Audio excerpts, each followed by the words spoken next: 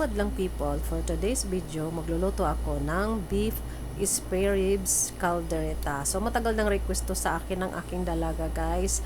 So, ngayon ko lang talaga siya niluto kasi pinilit na magluto na talaga ako.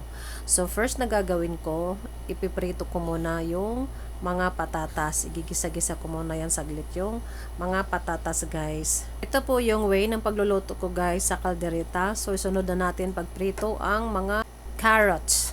So, ayan, piniprito ko muna yung mga gulay, guys, bago ako magluto. At saka, isama na natin pagprito, pagisa-gisa ang bell pepper, red and green. So, tapos na sila igisa. So, ngayon, magisa na tayo ng bawang, sibuyas, at saka kamatis. Pinagsasabay ko na po yan pag gisa yung bawang, sibuyas, at kamatis, guys. Pagkatapos po ay ilunod na natin ang beef spare ribs. Yan, lagay ko na yan, guys. Na-marinate na nga pala yan, guys, yung yung beef. Kaso, mga ilang minuto lang po kasi gawa nga ng matagal ako sa palengke, tagal ko nakauwi. So, ayan, hindi na siya nababad matagal. Pwede mo siyang ibabad ng 1 to 2 hours. So, tatakpan muna natin siya bago siya timplahan. So, ayan, kumulo na siya. Hahalokoyin muna natin. Natagal kasi ako nakauwi sa palengke, guys. Gawa nga ng matagal ako nakasakay kasi yung tricycle kailangan kasi puno muna bago umuwi. So, ayan, naglagay na ako ng seasoning at paminta powder. Ganito rin ba kayo magluto ng caldereta, guys? Paki-comment naman sa baba. At naglagay na ako ng tomato sauce. Kahit anong brand ng tomato sauce po, pwede nyo pong ilagay dyan sa caldereta. So, haluin ko muna siya, guys. Then, pagkatapos, maglagay na ako ng tubig para maging malambot ang laman. Depende na po sa inyo kung gaano kadami ang tubig na ilalagay nyo.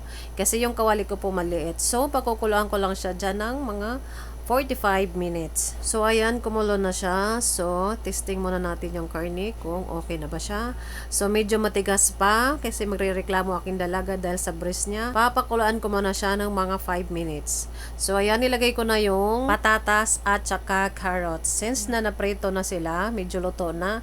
So, konting luto na lang po siya, guys. Mix na lang natin. Nakakatakam na, guys. Ang bango-bango. Nilagay ko na rin yung green peas. Sunod na natin ang tomato paste at saka liver spread. Masyadong basa yung liver spread, guys, kasi hindi yun yung brand na gusto ko, hindi. Wala na kasi, kaya ibang brand na lang nabili ko, kaya medyo basa siya. Pero okay lang, guys, masarap naman yung kinalabasan. So, naglalagay na rin ako ulit ng seasoning at paminta powder. Nakalimutan ko pala bumili ng beef cube, guys. So, yan na lang. Pero masarap naman po siya, guys. Promise. Try nyo po. Masarap po talaga. At naglalagay na rin ako ng pork and beans. Masarap po pag may pork and beans. Napakalasa po. Mix muna natin siya, guys. Then, pakukulaan muna natin siya saglit. Mga ilang minuto lang po kasi medyo matigas pa po ang gulay niya. So, ayan, kumulo na po siya. Ilagay na natin ang bell pepper. Hahaluin lang natin po siya, guys. At okay na siya. Lutong-luto na po siya. Ang bango-bango, guys. Napakasarap. Sigurado akong natakam ng aking mga anak. Nagdagdag pa pala ako, guys, ng asin kasi medyo matabang siya. Kaya dinagdagan ko ng konting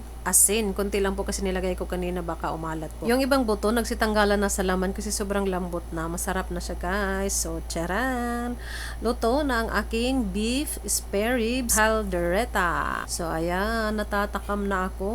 Kain tayo, guys. Sigurado mapapa-only rice na naman kami nito ng mga junakis ko. Thank you for watching. Bye-bye!